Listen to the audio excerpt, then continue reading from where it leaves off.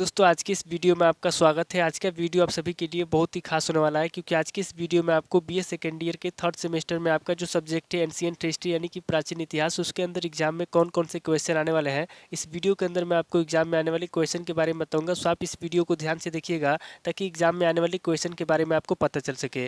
और जो भी स्टूडेंट बीए सेकेंड ईयर के अंदर है, जिनका थर्ड सेमेस्टर के एग्जाम चल रहा है या फिर थर्ड सेमेस्टर के एग्जाम होने वाला है, वो लोग कमेंट करके जरूर बताएं कि नेक्स्ट क्वेश्चन पेपर उनको किस सब्जेक्ट के ऊपर चाहिए, ताकि आपके कमेंट के अनुसार मैं आपको क्वेश्चन पेपर दे सकूं। तो ये बिना किसी देरी के हम लोग शुरू करते हैं और एंशिएंट हिस्ट्री के अंदर एग्जाम में जो भी क्वेश्चन आने वाले हैं उन आने वाले क्वेश्चन के बारे में जानते हैं। तो यहाँ पे सबसे पहले हम लोग अति लघु उत्तरीय प्रश्नों के बारे में जानेंगे। तो अति लघु उत्तरीय प्रश्नों में पहले प्रश्न की बात की जाए तो यहाँ पे आपका पहला प्रश्न दिया हुआ है, राजतरंगिणी की विषय वस्तु बताइए। पहला क्वेश्चन कह रहा है जो राजतरंगिणी है, यहाँ पे आपको राजतरंगिणी की विषय वस्तु बताना है। अब अगली क्वेश्चन की बात की जाए तो यहाँ पे आपका दूसरा क्वेश्चन दिया हुआ है, प्राचीन भारतीय इतिहास जानने में सिक्कों की भूमिका बताइए। दूसरा क्वेश्चन कह रहा है जो प्राचीन भारतीय इतिहास है, यहाँ पे आपको प्राचीन भारतीय इतिहास जानने में सिक्कों की भूमिका बताना है। अब अगली क्वेश्चन की बात की जाए तो यहाँ पे आपका तीसरा क्वेश्चन दिया हुआ है, कारकोट वंश का सबसे शक्तिशाली राजा कौन था। तीसरा क्वेश्चन कह रहा है जो कारकोट वंश है, यहाँ पे आपको बताना है कि कारकोट वंश का सबसे शक्तिशाली राजा कौन था। अब अगली क्वेश्चन की बात की जाए तो यहाँ पे आपका चौथा क्वेश्चन दिया हुआ है, यशोवर्मन का शासनकाल बताइए। चौथा क्वेश्चन कह रहा है जो यशोवर्मन है, यहाँ पे आपको यशोवर्मन का शासनकाल बताना है। अब अगली क्वेश्चन की बात की जाए तो यहाँ पे आपका पांचवा क्वेश्चन दिया हुआ है, लोहार वंश का संस्थापक कौन था। पांचवा क्वेश्चन कह रहा है जो लोहार वंश है, यहाँ पे आपको बताना है कि लोहार वंश का संस्थापक कौन था। अब अगली क्वेश्चन की बात की जाए तो यहाँ पे आपका छठा क्वेश्चन दिया हुआ है, अग्निकुंड से किन किन राजपूतों की उत्पत्ति हुई। छठा क्वेश्चन कह रहा है जो अग्निकुंड है, यहाँ पे आपको बताना है कि अग्निकुंड से किन किन राजपूतों की उत्पत्ति हुई। अब अगली क्वेश्चन की बात की जाए तो यहाँ पे आपका सातवां क्वेश्चन दिया हुआ है, मिहिर भोज का संक्षिप्त परिचय दीजिए। सातवां क्वेश्चन कह रहा है जो मिहिर भोज है, यहाँ पे आपको मिहिर भोज का संक्षिप्त परिचय देना है। अब अगली क्वेश्चन की बात की जाए तो यहाँ पे आपका आठवां क्वेश्चन दिया हुआ है, पाल शासकों का मूल निवास स्थान कहाँ था। आठवां क्वेश्चन कह रहा है जो पाल शासक है, यहाँ पे आपको बताना है कि पाल शासकों का मूल निवास स्थान कहाँ था। अब अगले क्वेश्चन की बात की जाए तो यहाँ पे आपका नौ क्वेश्चन दिया हुआ है, विग्रह पाल का संक्षिप्त परिचय दीजिए। नौ क्वेश्चन कह रहा है जो विग्रह पाल है, यहाँ पे आपको विग्रह पाल का संक्षिप्त परिचय देना है। अब अगले क्वेश्चन की बात की जाए तो यहाँ पे आपका दसवां क्वेश्चन दिया हुआ है, मुस्लिम आक्रमण के समय बंगाल की स्थिति का वर्णन कीजिए। दसवां क्वेश्चन कह रहा है जो मुस्लिम आक्रमण हुआ था, यहाँ पे आपको मुस्लिम आक्रमण के समय बंगाल की स्थिति के बारे में बताना है। अब अगले क्वेश्चन की बात की जाए तो यहाँ पे आपका 11वां क्वेश्चन दिया हुआ है, भारत पर अरबवासियों के आक्रमण के कारण बताइए। 11वां क्वेश्चन कर रहा है जो अरबवासी हैं, यहाँ पे आपको भारत पर अरबवासियों के आक्रमण के कारण बताना है। अब अगले क्वेश्चन की बात की जाए तो यहाँ पे आपका 12वां क्वेश्चन दिया हुआ है, चंदेल वंश का पहला राजा कौन था।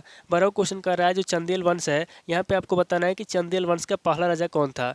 अब अगले क्वेश्चन की बात की जाए तो यहाँ पे आपका 13वां क्वेश्चन दिया हुआ है, चंदेलों के प्रमुख नगरों के नाम बताइए। 13वां क्वेश्चन कर रहा है जो चंदेल है, यहाँ पे आपको चंदेलों के प्रमुख नगरों के नाम बताना है। अब अगले क्वेश्चन की बात की जाए तो यहाँ पे आपका 14वां क्वेश्चन दिया हुआ है, यशोवर्मन का शासनकाल बताइए। 14वां क्वेश्चन कर रहा है जो यशोवर्मन है, यहाँ पे आपको यशोवर्मन का शासनकाल बताना है। अब अगले क्वेश्चन की बात की जाए तो यहाँ पे आपका 15वां क्वेश्चन दिया हुआ है, गोविंद चंद्र का संक्षिप्त परिचय दीजिए। 15वां क्वेश्चन कर रहा है जो गोविंद चंद्र है, यहाँ पे आपको गोविंद चंद्र का संक्षिप्त परिचय देना है। अब अगले क्वेश्चन की बात की जाए तो यहाँ पे आपका 16वां क्वेश्चन दिया हुआ है, अरब आक्रमण के 4 परिणाम लिखिए। 16वां क्वेश्चन कर रहा है जो अरब आक्रमण है, यहाँ पे आपको अरब आक्रमण के 4 परिणाम लिखना है।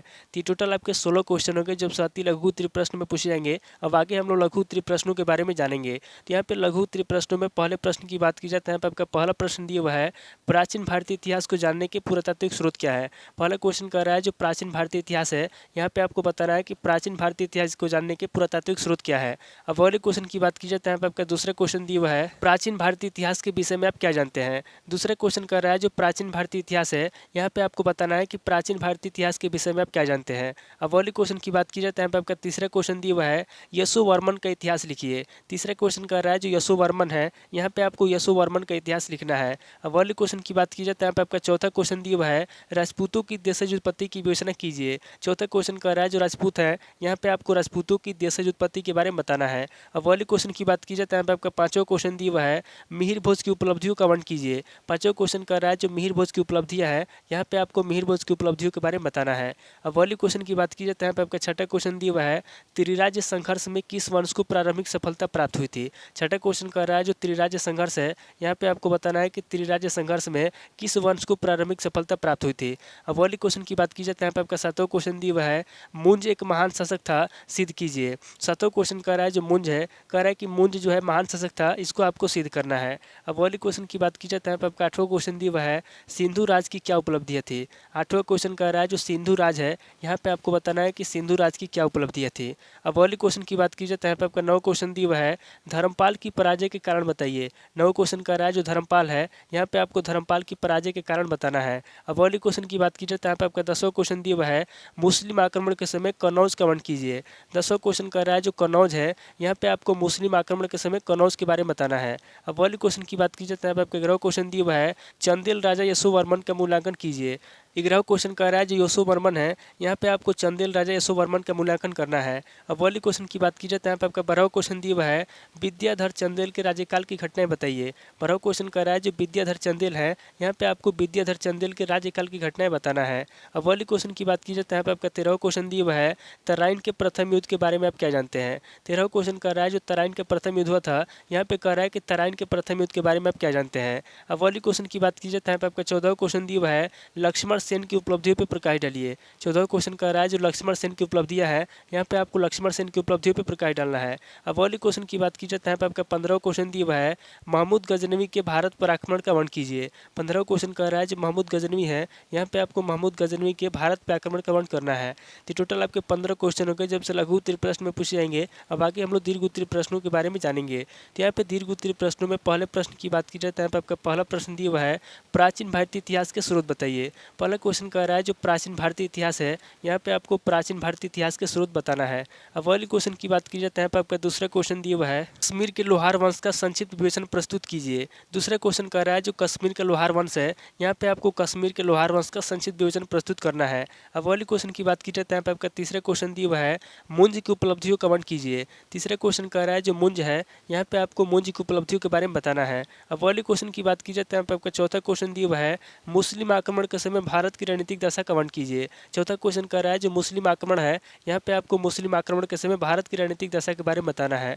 अब वाली क्वेश्चन की बात की जाए तो यहाँ पे आपका पांचवा क्वेश्चन दिया हुआ है, धंग की सफलताओं का उल्लेख कीजिए। पांचवा क्वेश्चन कह रहा है जो धंग है, यहाँ पे आपको धंग की सफलताओं के बारे में बताना है। अब वाली क्वेश्चन की बात की जाए तो यहाँ पे आपका छठा क्वेश्चन दिया हुआ है, पृथ्वीराज तृतीय की उपलब्धियों का वर्णन कीजिए। छठा क्वेश्चन कह रहा है जो पृथ्वीराज तृतीय है, यहाँ पे आपको पृथ्वीराज तृतीय की उपलब्धियों के बारे में बताना है। अब वाली क्वेश्चन की बात की जाए तो यहाँ पे आपका सातवां क्वेश्चन दिया हुआ है, कलचुरी शासक गंगेदेव की उपलब्धियां बताइए। सातवां क्वेश्चन कर रहा है जो कलचुरी शासक गंगेदेव है, यहाँ पे आपको कलचुरी शासक गंगेदेव की उपलब्धियों के बारे में बताना है। अब वाली क्वेश्चन की बात की जाए तो यहाँ पे आपका आठवां क्वेश्चन दिया हुआ है, महमूद गजनवी का मूल्यांकन कीजिए। आठवां क्वेश्चन कर रहा है जो महमूद गजनवी है, यहाँ पे आपको महमूद गजनवी का मूल्यांकन करना है।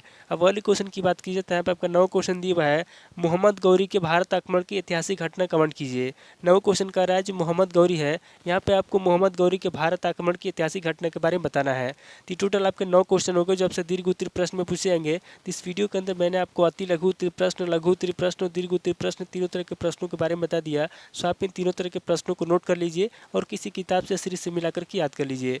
तो दोस्तों आज इस वीडियो को मैं पे स्किप करता हूँ, मिलता है आपसे नेक्स्ट वीडियो में। अगर आपको वीडियो अच्छा लगा तो वीडियो को लाइक कीजिए, शेयर कीजिए और कमेंट करके बताइए कि आपको नेक्स्ट वीडियो किस टॉपिक के ऊपर चाहिए। थैंक यू दोस्तों।